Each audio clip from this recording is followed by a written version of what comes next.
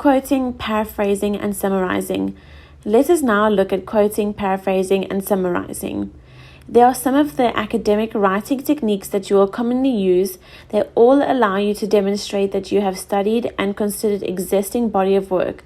They also enable you as a writer to incorporate ideas of others into your work. You will use all these three techniques in academic writing, but you should note that these three techniques mean different things. They are applied in different circumstances for different reasons, and they are applied differently. Let us go through each one of these techniques and see when to apply them and how to apply them. Direct quotation refers to using the exact words that were used by original authors. Remember that quoting text should be enclosed in quotation marks, and it should always include in-text citation following the faculty-prescribed referencing style. We have mentioned earlier that the exact words of the original author must be used sparingly and reserved for cases where the meaning of the original text may be lost if paraphrased, or the original words need to be retained to preserve technical accuracy, or the language that was used by the author is vividly expressive, or the original words adds weight or emphasis to your arguments. If these are not your reasons for using direct quotations and you can't find any other compelling reasons for using the exact words of the original author, then I will advise you to rather paraphrase a text. Indirect quotation refers to citing someone else's work using your own words. This is achieved through paraphrasing and summarizing text as explained next. Summarizing refers to presenting in your own words the key ideas or main arguments presented by another author. Usually, summaries are significantly shorter in length than the original text, and they are used to provide an overview of the text in a neutral way. Summaries only present the main arguments or key ideas of the original author, and they must provide an accurate and comprehensive account of ideas contained in the sources. Summaries should always include in-text citation following the faculty-prescribed referencing style. Paraphrasing refers to expressing the meaning of a written or spoken text in different words, especially to achieve greater clarity. This means that you should read and understand the original source text and then rewrite what they have said using your own words. The meaning of your rewritten text should have the same meaning as the original text. Note that paraphrasing allows you to simply add or clarify the original text, but always ensure that you provide an accurate and a comprehensive account of the ideas taken from a source. Here are 8 common pitfalls of paraphrasing. Since paraphrasing means restarting what someone else has said but doing it in your own words, it is common that some will fall in a trap of misinterpreting the original text or adding their own opinion.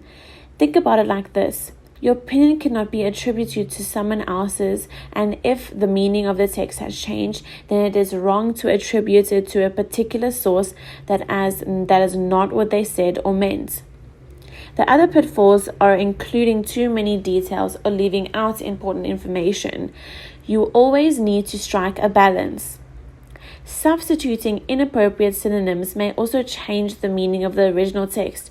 Remember, we mentioned that paraphrasing allows you to simply clarify what the source said. However, while doing so, make sure that you clarify and not expand or narrow the meaning of the original text.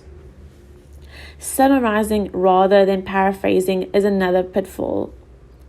Lastly, remember that using your own words does not make the idea new or original. Therefore, you do not need to forget to cite or acknowledge original authors, and do so following your faculty's specific referencing style. Take note of these pitfalls as you will do more often paraphrase and summarize or do quotations. Below are some paraphrasing techniques that you should consider using. The first one is making use of synonyms. Whenever you do this, use the words from your own vocabulary. However, ensure that the meaning of the original text is not changed.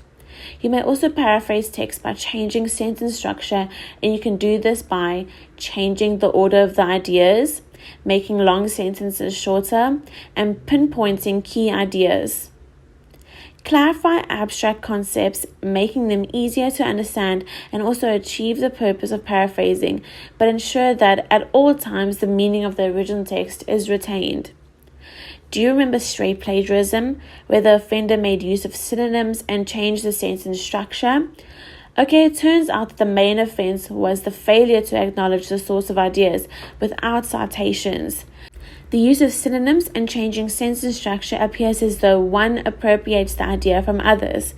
Paraphrasing is perfectly fine as long as it is done appropriately and the source of the ideas is referenced.